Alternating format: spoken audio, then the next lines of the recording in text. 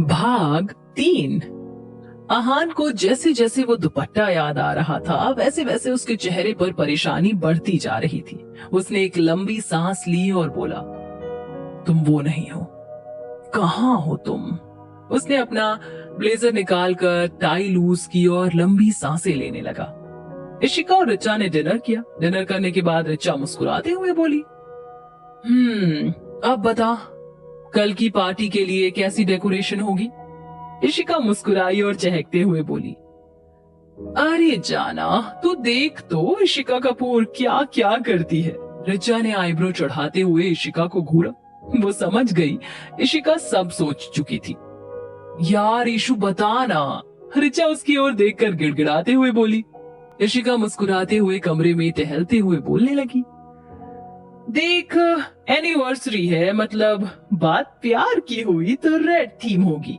Red balloons, roses, red and white curtain, सब बहुत romantic और ब्यूटीफुल होगा। इशिका के चेहरे पर एक बहुत ही प्यारी सी मुस्कुराहट थी। रिचा बहुत ही गौर से उसे देख रही थी। उसकी बातें सुनकर रिचा अब हंस पड़ी। वाह कुड़िए, इतनी रोमांटिक बातें, हाय मैं वारी जावा। रिचा हंसते हुए बोली। उसकी बातें सुनकर इशिका ने मुंह बनाते हुए कहा, रोमांटिक बातें सुनकर लोग ब्लश करते हैं, स्माइल करते हैं, पर एक तू है मरने की बातें, पागल। इशिका की बात सुनते ही रिचा हंस पड़ी। इशिका को खुद भी बहुत तेज हंसी आ गई। बात ही बहुत हुई, तू सो, मैं बस थोड़ी देर में आती हूँ, इशिका ने कहा। रिचा ने उसे देखा और वो बेड पर पसरते हुए बोली, हाँ तुझे तो नींद आएगी नहीं जब तक तू थोड़ी देर टहल ना ले। इशिका मुस्कुराते हुए बाहर निकल गई। उसने अपना दुपट्टा सही किया और नीचे आने लगी। आहान अभी भी अपने कमरे में शांत सा बैठा हुआ था। तभी उसका फोन बजा। उसने फोन देखा, स्क्रीन पर अमन नाम फ्लैश हो रहा था। उसने कॉल रिसीव किया। हाँ बोलो अमन, आहान ने बिना किसी भाव के कहा। उसका फेस एकदम एक्सप्रेशनलेस था। सर, कल आपसे मिलने वाले क्लाइंट रेड फॉक्स होटल ही पहुंचेंगे, मैंने सारी अरेंजमेंट्स करवा दी है। दूसरी ओर से अमन ने फॉर्मली कहा। उसकी बात सुनकर आहान ने बस ठीक है कहकर कॉल कट कर दिया। इशिका नीचे आकर होटल के गार्डन एरिया में टहलने लगी। उसकी नजरें आसमान में चमकते तारों पर थी। एक दर्द इस वक्त उसकी आंखों में साफ झलक रहा था। मम्मा, आई मिस यू। इशिका आसमान में चमकते तारों को देखती हुई बोली। इतना कहकर उसने एक पल को चुप होकर फिर आसमान में देखते हुए ही कहा, मैंने आपको नहीं देखा, आप तो देखते हो ना मुझे। इतना याद करती हूँ मैं आपको, कम से कम एक बार सपने में ही आ जाओ ना। मुझे आपकी फोटो नहीं, आपको देखना है।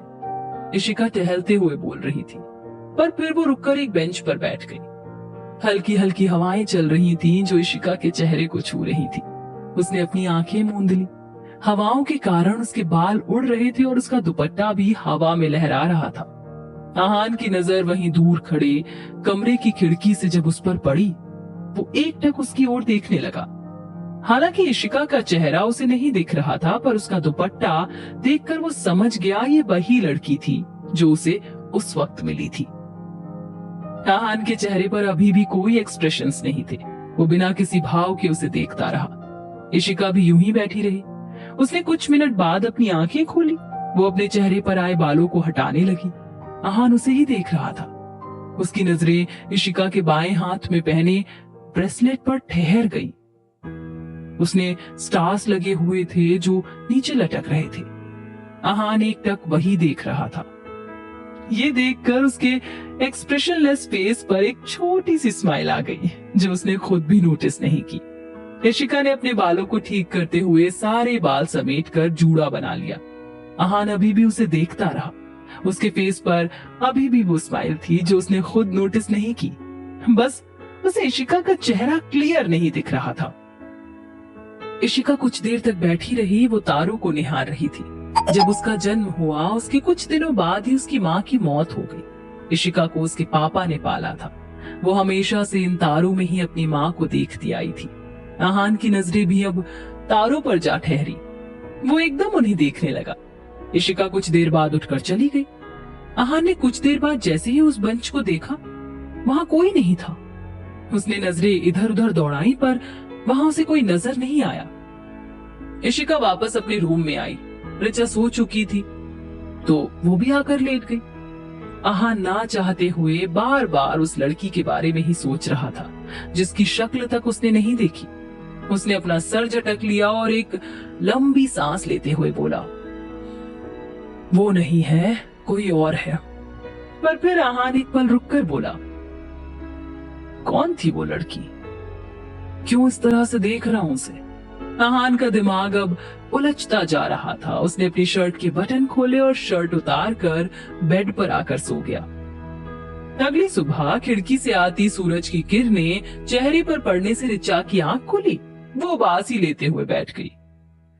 9 बज रहे थे। उसने देखा इशिका वहां नहीं थी। उसने झट से अपना फोन देखा। उसमें इशिका का मैसेज था, गुड मॉर्निंग जाना, मैं 4th फ्लोर पर हूँ। पार्टी का वेन्यू यहीं का हॉल है। तैयारी शुरू कर दी है, तू जल्दी से फ्रेश होकर नाश्ता कर ले, वही टेबल पर रखा है और जल्दी आ। मैसेज पढ़ते ही ऋचा के फेस पर स्माइल आ गई। उसने फोन रखा और बोली, कमाल है मेरी जान, तू भी इतनी लेट सोकर भी इतनी जल्दी उठ जाती है। ऋचा जल्दी से उठकर वॉशरूम की तरफ बढ़ गई। कुछ देर में वो बाहर आई। उसने अपने बाल ठीक किए और जल्दी जल्दी ब्रेकफास्ट करके बाहर निकली। रूम से बाहर आते ही ऋचा ने डोर लॉक किया और वो लिफ्ट की तरफ चली गई। इधर इशिका हॉल में तैयारियां करवा रही थी। हर तरफ कर्टेन लग चुके थे, टेबल और चेयर भी लग चुकी थी।